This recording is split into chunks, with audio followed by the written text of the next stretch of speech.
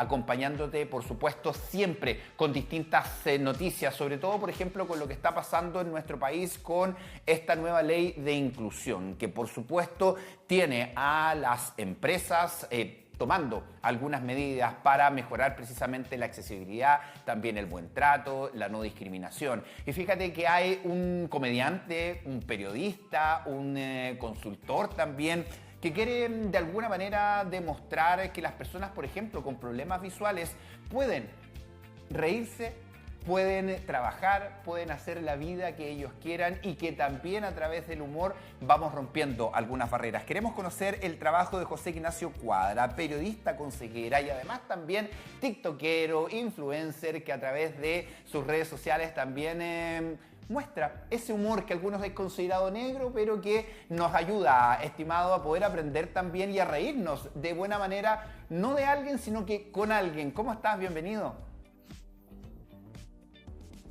¿Está? Está ahí, estamos esperando el contacto con José Ignacio para conocer un poquitito de su vida, lo que ha significado para él también el humor, cómo con su pareja, con su familia. También ha logrado a través de las redes sociales generar algunos sketches que, claro, han generado también un impacto positivo. Sabemos también que él se dedica a la consultoría para poder apoyar a las empresas o a instituciones que obviamente necesitan en materia de inclusión poder obviamente adaptar espacios, por ejemplo. Ahora sí estamos con José Ignacio. ¿Cómo estás? Bienvenido a Matinal Nuestra Casa.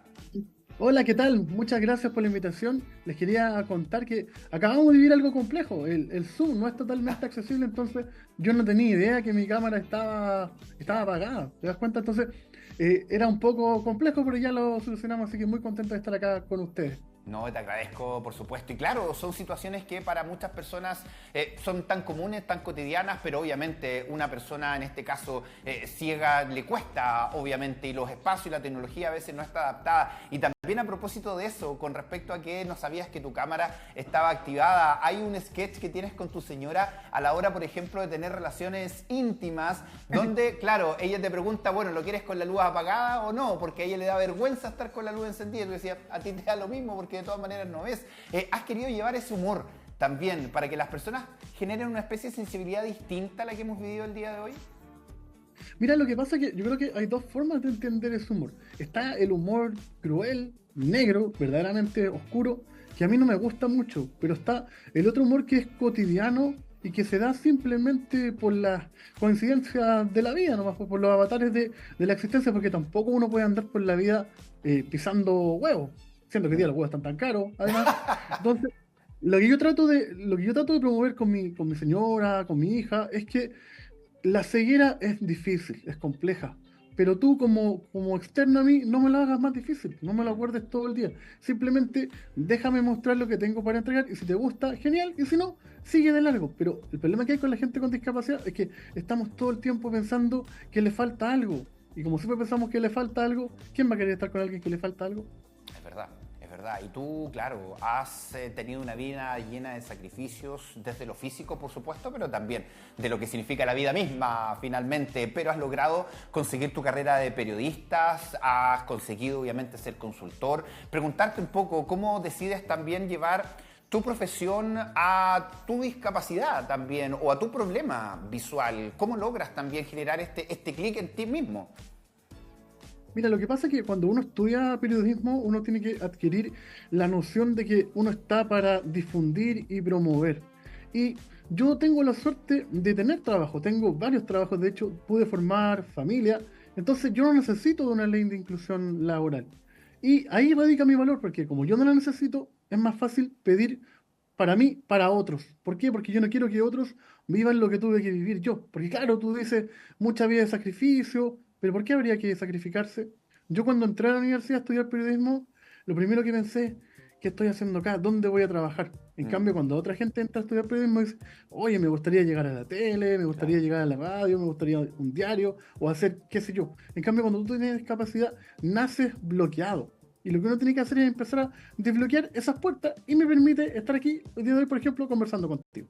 Sí, y ahí te pregunto también un poquitito cómo ha sido hoy día el rol de las redes sociales para lograr aquello. ¿Ah? Entendiendo que, claro, tú dices que el sueño, bueno, somos colegas, obviamente, de algunos es Claro. llegar a los medios de comunicación, por ejemplo, con todo lo difícil que eso significa en nuestro país. Pero hoy día las nuevas generaciones tienen esta opción de tener sus propios medios de comunicación y tú decidiste a través de los videos contar estas historias. ¿En qué momento decides incluirlo también dentro de tu trabajo de difusión? Cuando parte la pandemia, hace 4 años atrás, conversando con mi compañera, estábamos viendo qué podíamos hacer y estábamos viendo que todo el mundo estaba subiendo contenido y yo ya me había cansado de golpear puertas en medios tradicionales, entonces dije, si no me dan la oportunidad, me la hago yo.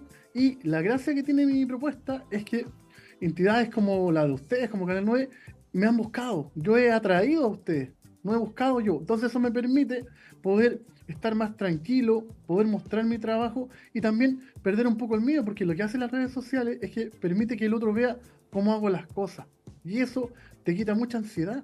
Porque todo el mundo cuando está con alguien con Sí. discapacidad dice, oye, pero ¿cómo hará las cosas? ¿Cómo se moverá? ¿Cómo trabajará? Y yo tengo la suerte que gracias a mi trabajo en redes sociales muestro eso. Entonces no hay ansiedad. Mm.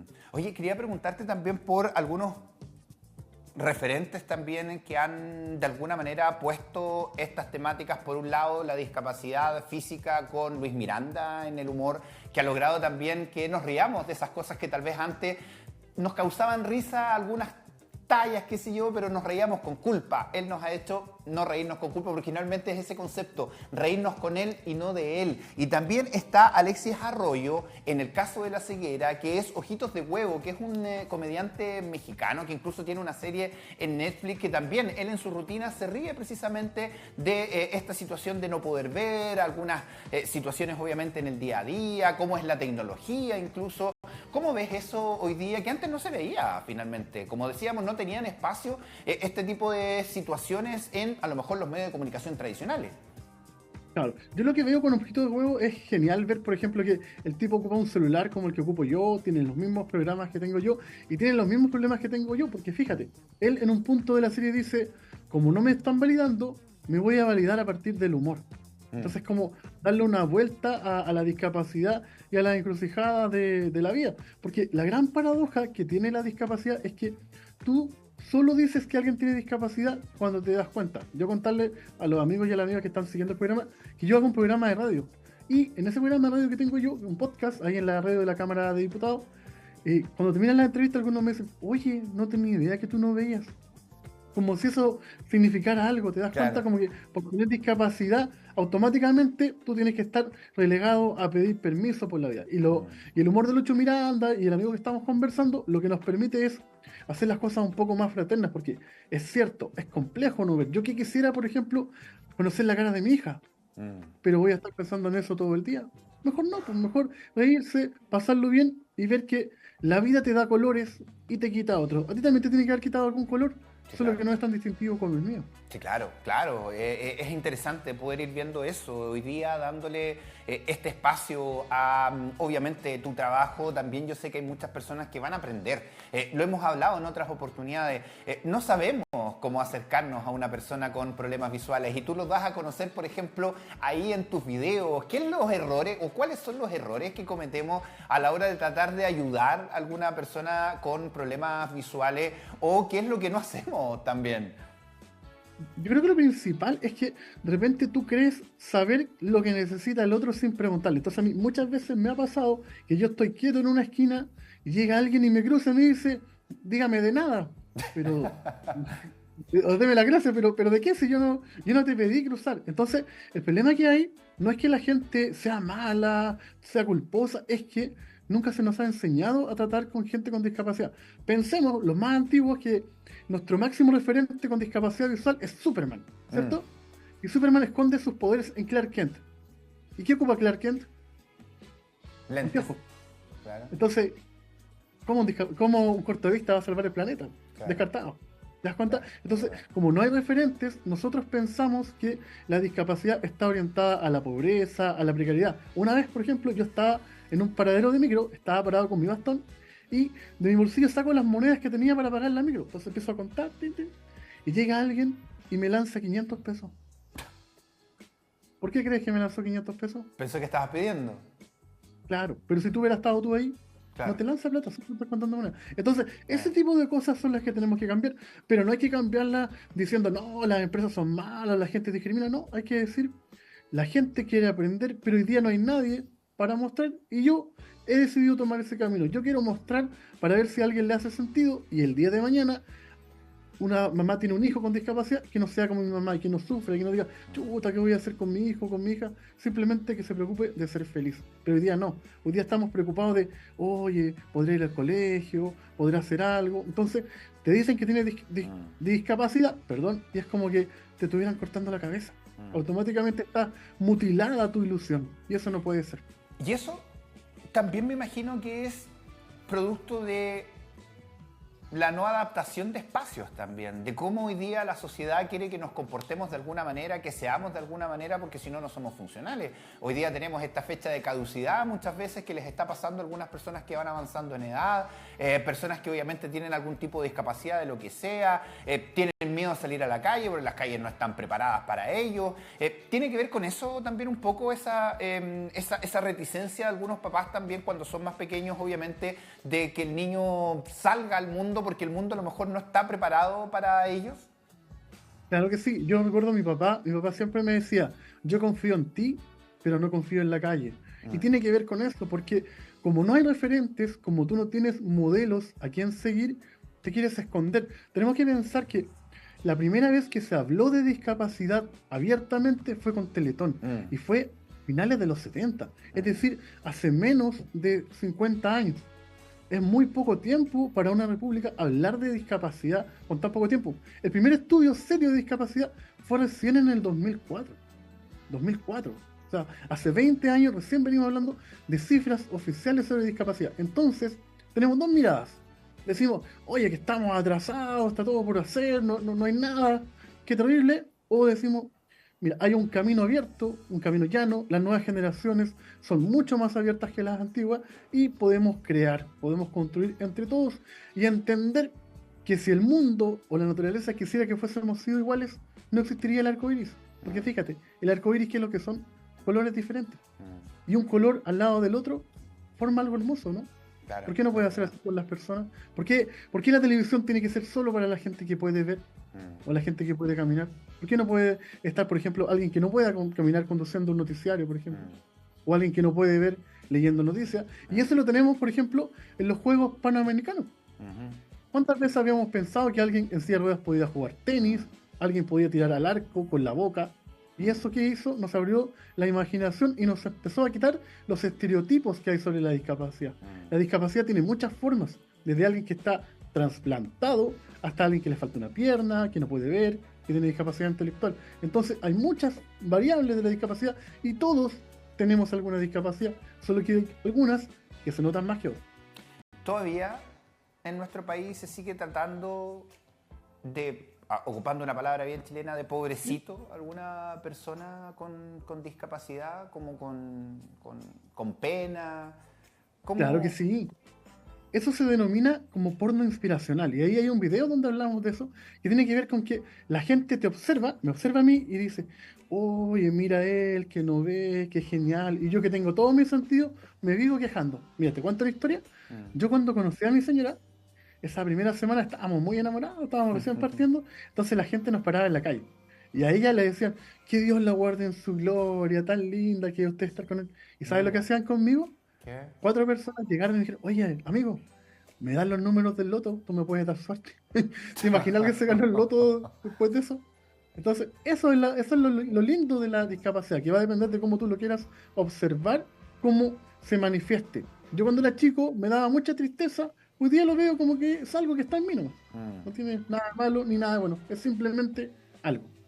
Oye, hablábamos ya que la sociedad de alguna manera o la infraestructura está muy poco adaptada. Nosotros hace muy poquitito tiempo tenemos unas líneas podotáctiles en algunas calles del centro de Concepción, pero aún así los locales siguen poniendo los carteles, siguen obstaculizando el paso, obviamente.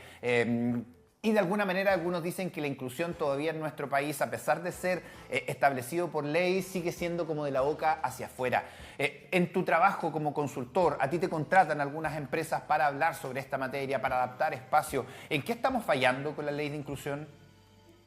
El problema de la ley de inclusión es que la ley de inclusión sirvió para colocar el tema sobre la mesa. Gracias a esta ley, hoy día estamos discutiendo sobre la necesidad de dar oportunidades de trabajo a ciudadanos y ciudadanas que sistemáticamente habían sido excluidos. Tenemos que pensar que gracias a la ley de inclusión laboral se prohibió que la gente que tuviera discapacidad intelectual fuese eternamente contratada como practicante. Imagínate, Sí, imagínate el ripio que tuvimos que cambiar. ¿Y qué es sí. lo que estamos fallando? Es que la ley te dice lo que tienes que hacer, pero no te dice cómo. No te ayuda, no te brinda oportunidades para que tú digas, oye, pero esto se hace así o se hace así. ¿Y sabes por qué pasa esto? Porque el principal no contratador de personas con discapacidad es el Estado. Entonces yo como privado quiero ver un ejemplo y voy al Estado y no hay ninguno. Mm, Entonces, ¿qué voy a hacer yo? Al final termino jugando con la intuición y termino probando. Y lo terrible que pasó es que cuando la ley era solo el 1% de personas con discapacidad, las empresas empezaron a bucear dentro de esos mismos trabajadores y buscaron trabajadores con discapacidad que ya estuviesen contratados. mm. Y dieron las cifras con esos trabajadores. Por eso ahora se aumentó a 2, porque la esperanza es que las organizaciones tengan que ir en la búsqueda de nuevos talentos. El problema es que la gente con discapacidad también va en la búsqueda de empresas que quieran darle una oportunidad, y cuando los dos polos van del mismo lado, chocan. Claro. Ninguno atrae al otro. Entonces, como ninguno atrae al otro, estamos en el programa que estamos, donde las organizaciones son obligadas y la gente con discapacidad no sabe dónde buscar. Claro, estamos hablando que por lo menos solo el 60% de nuestro país cumple con esta ley y de ese 60% hay muchas empresas que prefieren, porque está la opción de poder entregar recursos a alguna institución y algunos prefieren entregar esos recursos que darle la oportunidad laboral a alguien. Y lo otro también son los puestos de trabajo. Muchas veces no son de altos cargos precisamente este tipo de contratos. ¿Cómo lo ves tú a la hora de recibir consultoría o peticiones de consultoría? ¿Quiénes son los que están interesados en aprender también en nuestro país? Mira, hay de todo, hay grandes empresas que están buscando la posibilidad, pero también el fenómeno que sucede es que la oferta no es muy buena porque tampoco hay muchas personas con discapacidad cualificadas para determinados puestos. Ya, Entonces es bien complejo y lo que se está optando es ir llevando a la gente desde a poco, de a poco. ¿Por qué? Porque mucha gente profesional con discapacidad vive una doble discriminación porque por un lado tiene discapacidad y es difícil, pero por otro lado, la ley no contempla espacios para profesionales. La mm, gran mayoría de los puestos ofrecidos son trabajos de obra, por así decirlo, que no tiene nada de malo, pero que también deja fuera a un gran número de personas. Entonces, lo que se está haciendo es ir llevando de a poco a nuevos postulantes en trabajo un poco más básico para ver cómo esto va funcionando, porque mm. lo que se espera es que los grandes cambios vengan por lo menos en 10 años más. Y que no es mucho tiempo, si lo vemos en términos históricos, una década no es tanto. El problema es qué hacemos con las personas que viven ahora Claro. esos 10 años. Claro, es verdad. Y sabes que estaba pensando en lo del Estado.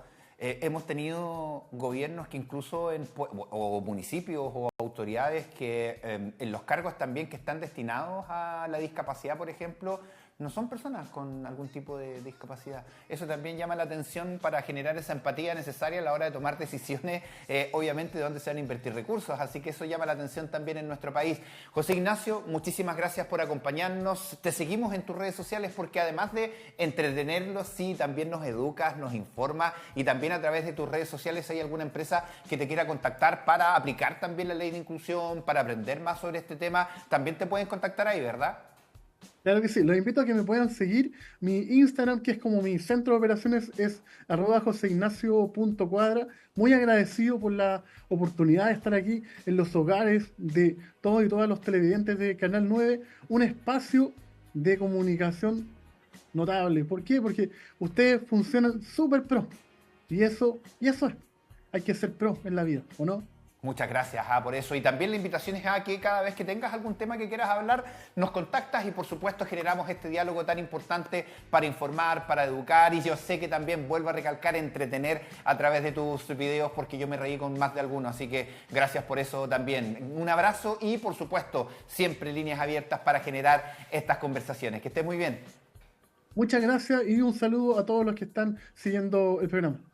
Ahí está, José Ignacio Cuadra también conversando, síguelo ahí en las redes sociales para que aprendamos entre todos el tema de inclusión, particularmente el tema de la ceguera. Un minutito nos separa ya de las 10 de